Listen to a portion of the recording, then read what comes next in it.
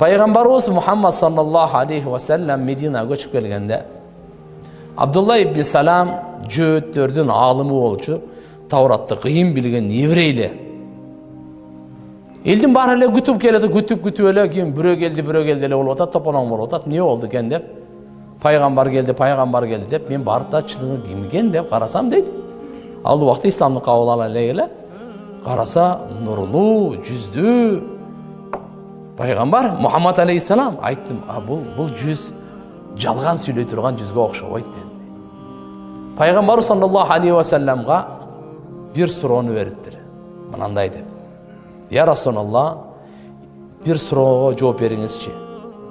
Эртеге бейишке киргенде Алла Таала бейишке киргендерди эң биринчи эмне менен коноктойт" деген суроо бериптир.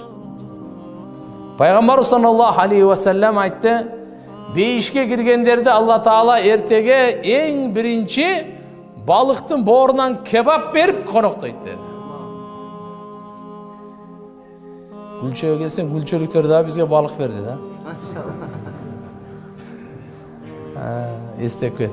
Bu Sahih Bukhari'de rivayet var. Subhanallah, Allah Teala'nın barızdı bir işe girgizsin. Barın Allah Teala konoktavanda yani balıktın boğrundan kende. Balıktın ziyadatı kabidin hut de baytiler. Şu balıktın boğrundan deyip. O en birinci mi? Subhanallah. İkincisi Subhanallah. İkinci sorum deptir.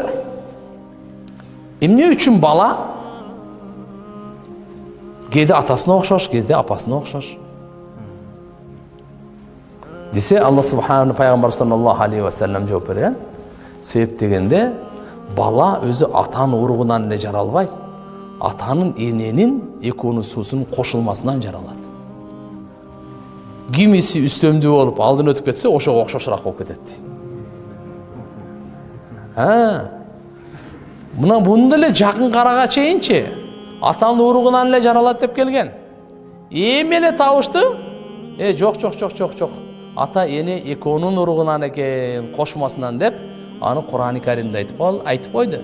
Мин нутфатин амшач. Кошулма судан жаратабыз деп атат.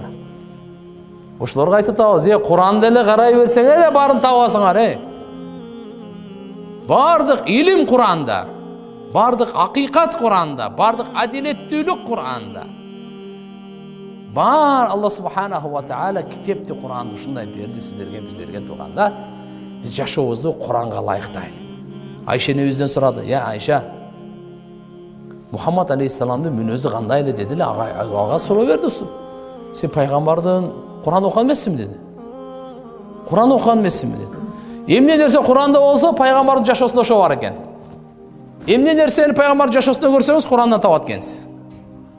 Пайгамбарыбыз Muhammad алейхиссалам басып жүргөн, жашап жүргөн Кур'ан эле дейт.